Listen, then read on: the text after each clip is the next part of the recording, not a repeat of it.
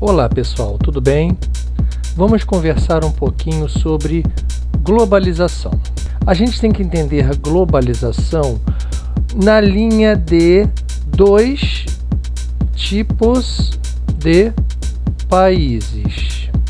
Se a gente trabalhar na questão dos desenvolvidos, a gente vai ter deste lado uma situação de grande arrecadação de capitais, como por exemplo, são grandes produtores de tecnologias robótica, cibernética, eletroeletrônicos.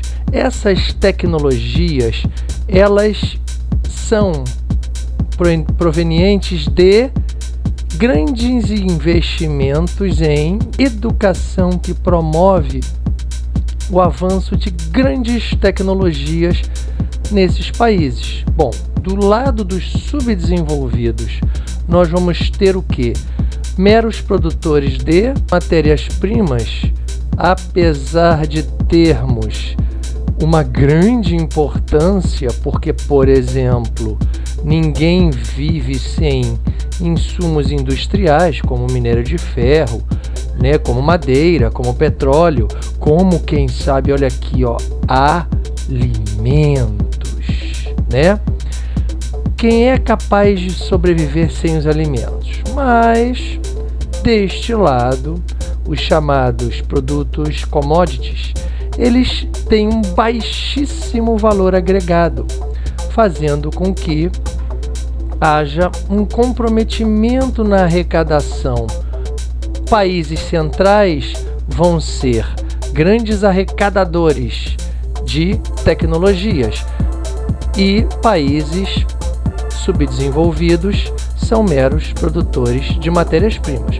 Os subdesenvolvidos, eles são simplesmente postos no mesmo naipe? Não. Os subdesenvolvidos, eles vão ter basicamente dois grupos. Os subdesenvolvidos muito pobres e você vai ter basicamente os países tidos como emergentes. Ok? Bom, então para pensar numa coisa, a nível de números. Temos uns 230 países pelo mundo. E aqui nós vamos ter menos de 10 países, enquanto que os subdesenvolvidos são mais de 200. Com isso, você acaba percebendo o caráter perverso da globalização, onde poucos conseguem reunir grandes arrecadações concentrando tecnologias ultramodernas. Claro que através de investimentos educacionais, né, políticas que garantiram ao longo dos anos esse tipo de desenvolvimento, e por outro lado nós temos a grande ampla maioria dos países muito pobres que são meros produtores de matérias-primas. Veja bem, se a gente tem 180 países extremamente pobres, 20 países nem tão pobres, nem tão ricos, pobres porém industrializados, nós vamos ter menos de 10 países ricos. E isso realmente é uma situação que revela o grande caráter perverso da globalização, fazendo com que a gente tenha uma grande submissão dos pobres aos ricos. Desses emergentes, a gente pode destacar 5 países que têm um grande desempenho dentro dos pobres. Pobres, porém industrializados. Quais são? Alguém já ouviu falar no grupo 2? BRICS,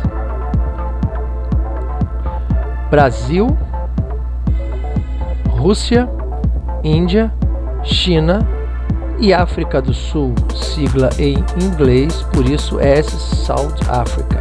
E aí nós temos o seguinte: estes países, não necessariamente Brasil, iniciando a composição da nomenclatura desta sigla é o mais rico, mas para soar BRICS, os cientistas políticos convencionaram o nome BRICS nesse sentido. Nós temos então estes países tendo uma grande participação no PIB global, mas infelizmente este PIB global ele ainda é dominado por um grupo extremamente reduzido de países que conseguem arrecadar, produzir grandes tecnologias avançadas, as chamadas tecnologias de ponta.